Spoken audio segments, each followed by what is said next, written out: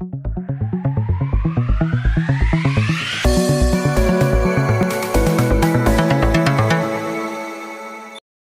Parents, welcome to Rupam kids special. ये है pre nursery and nursery school activity series का part 2, जिसमें हम देखेंगे 3 एक्टिविटीज़ जो स्कूल में बच्चों को कराई जाती हैं। तो स्टार्ट करते हैं, लेकिन अगर उसके पहले आपने इसका पार्ट 1 नहीं देखा है तो प्लीज़ आप उसे देखिए और इन एक्टिविटी को बच्चों को ज़रूर करवाइए, क्योंकि ये एक्टिविटी बच्चों के डेवलपमेंट के लिए बहुत इंपॉर्टेंट है। सो स्टार्ट करते हैं। फर्स्ट एक्टिविटी है सीजर एक्टिविटी। सीजर एक्टिविटी बच्चों को स्कूल में कराई जाती है, जो उनके डेवलपमेंट के लिए बहुत इंपॉर्टेंट होती है। ये एक प्री राइटिंग एक्टिविटी भी है, जो बच्चों को राइटिंग के पहले स्कूल्स में कराई जाती है। इस एक्टिविटी में आप बच्चों को कुछ कलरफुल पेपर पर इस तरह के कुछ पैटर्न्स ड्रॉ करके दे दीजिए और उनसे कट करने को कहें।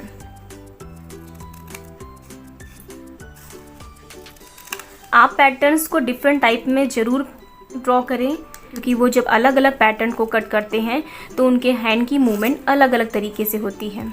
उनको अलग अलग तरीके से उनको अपने फिंगर्स को मूव करना होता है। बच्चों के लिए ये काफ़ी डिफ़िकल्ट जाता है जब आप उनके लिए अलग अलग शेप में पैटर्न ड्रॉ करते हैं। मैं इसे पूरा कंप्लीट नहीं करूँगी। एक्टिविटी को मैंने अपने बेटे के लिए प्रिपेयर किया है, सो मैं ये उसके लिए अब छोड़ दूँगी कट करने के लिए। आप लेकिन जब स्टार्टिंग करें इस एक्टिविटी की तो सिंपल एक स्लीपी लाइन ड्रॉ करके दें, एक स्टैंडिंग लाइन ड्रॉ करके दें। इस तरीके के पैटर्न से आप उनकी शुरुआत करें। नेक्स्ट आप उनके लिए ये डिस्पोजेबल प्लेट ले सकते हैं, इस टाइप की। एक सन आप उन्हें बनाकर दीजिए और रेस के लिए आप ड्रॉ कर सकते हैं और बच्चे को इसे कट करने के लिए दे सकते हैं। आप चाहें तो इसे ऐसे भी दे सकते हैं, बट जब आप कुछ लाइंस ऐसे ड्रॉ कर देते हैं तो ये उनके लिए थोड़ा इजी जाता है, उन्हें एक डायरेक्शन मिल जाती है कि कैसे कट करना है। तो आप बच्चों को इस तरह की एक्टिविटी भी करने के लिए दे सकते हैं। इस तरह से आप कुछ और इंटरेस्टिंग एक्टिविटी बच्चों के लिए प्लान करें, क्योंकि बच्चों को सीजर एक्टिविटी कराने के बहुत सारे फ़ायदे होते हैं। इस एक्टिविटी से बच्चों की ईच फिंगर की मूवमेंट दी है। इस एक्टिविटी में बच्चे दोनों हैंड का यूज़ करते हैं। वो एक हाथ से पेपर को होल्ड करते हैं और दूसरे हाथ से सीजर को पकड़ते हैं, जिससे बच्चे दोनों हैंड के बीच कोऑर्डिनेशन मैनेज करना सीख जाते हैं। इसमें बच्चों का फोकस और अटेंशन स्पैन होता है। सो आप बच्चों को सीजर स्किल ज़रूर करवाएं, जिससे उनकी प्री राइटिंग एक्टिविटी हो, उनके हैंड को स्ट्रेंथ मिले और वो राइटिंग के लिए प्रिपेयर हो सकें।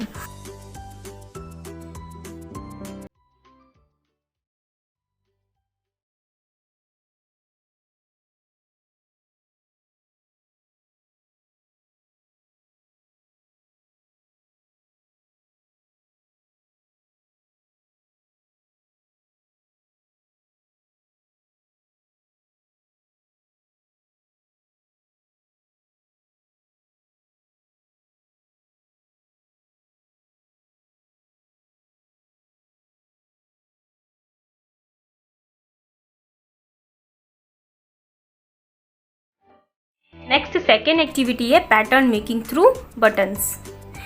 इन दिस एक्टिविटी आप बच्चों को different types of pattern draw करके दें और बच्चों को सीक्वेंस में बटन लगाने के लिए आप बोल सकते हैं।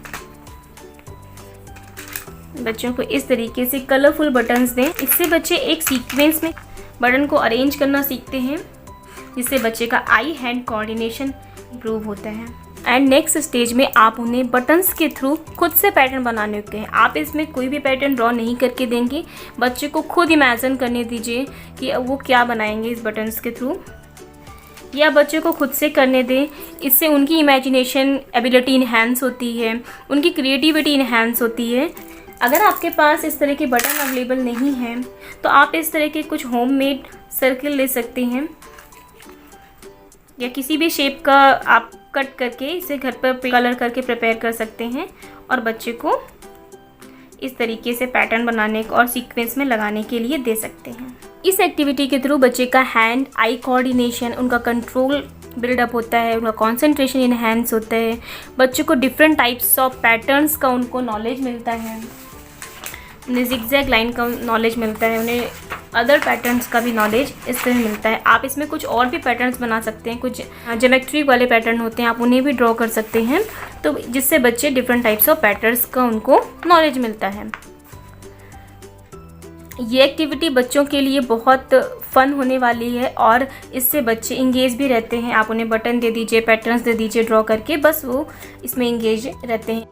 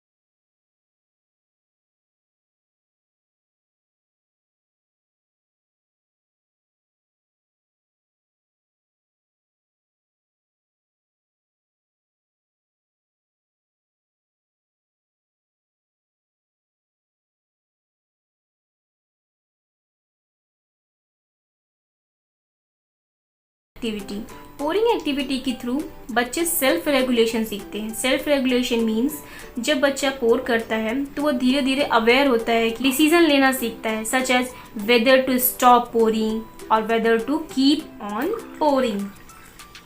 बच्चे डिसीजन मेकिंग सीखते हैं और उनमें सेल्फ रेगुलेशन बिल्डअप होता है।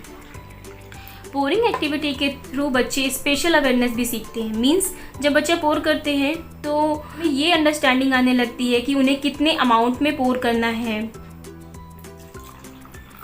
ग्लास या जो बॉटल में वो पोर कर रहे हैं उसमें स्पेस कितना है। इस तरह की जो स्पेशल अवेयरनेस है वो भी बच्चे इसमें सीखते हैं, जो कि बच्चे की थिंकिंग को इंक्रीज करती है। जो बच्चे का हैंड और आई कोऑर्डिनेशन इंप्रूव होता है, क्योंकि जब बच्चे पोर करते हैं तो उन्हें बहुत ध्यान से इस चीज़ को देखना होता है कि कहीं पानी बाहर न गिरे। पोरिंग एक्टिविटी के थ्रू बच्चे इंडिपेंडेंट होना भी सीखते हैं। जब बच्चे को वाटर की नीड होती है तो वो वाटर जग से खुद अपने लिए वाटर ग्लास में पोर कर लेते हैं, वो खुद से ले सकते हैं वाटर, वो जूस खुद से ले सकते हैं। तो इस तरीके से वो इंडिपेंडेंट होना भी सीखते हैं। इस एक्टिविटी में सबसे पहले आप बच्चों को ग्लासेस के थ्रू वाटर पोर करना सिखाइए। पहले उन्हें 2 ग्लासेस दे दीजिए, एक को वाटर से फिल करिए और दूसरे को एम्प्टी रखिए। देन उन्हें एक ग्लास से दूसरे ग्लास में वाटर फिल करने के लिए आप बोलिए। नेक्स्ट आप उनके लिए इस एक्टिविटी को थोड़ा टफ कर दीजिए। आप उन्हें एक मग दीजिए और उसमें वाटर डालिए। अब वो मग के थ्रू बच्चे को ग्लास में वाटर पोर करने के लिए आप बोलिए।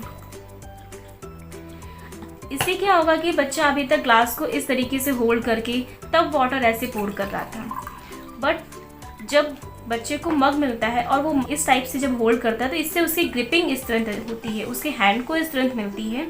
तो आप उसे पहले आप ग्लास के थ्रू कराइए, देन आप उसे मग पे ले आइए। नेक्स्ट आप उसे वाटर जग दे सकते हैं वाटर पोर करने के लिए।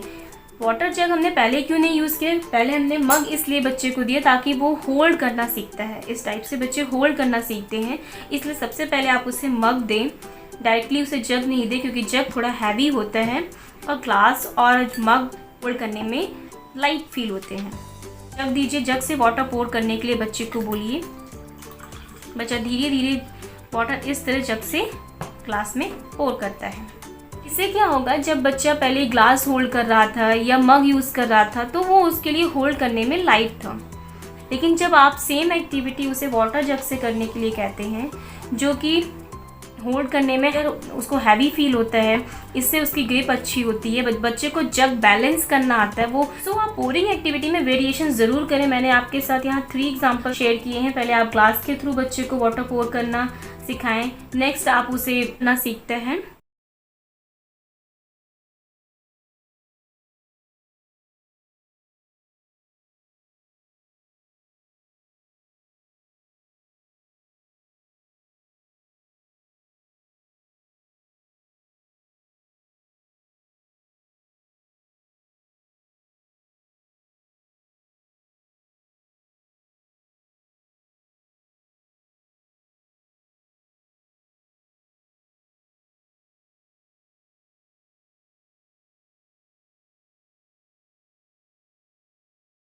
बोरिंग एक्टिविटी में वेरिएशन ज़रूर करें।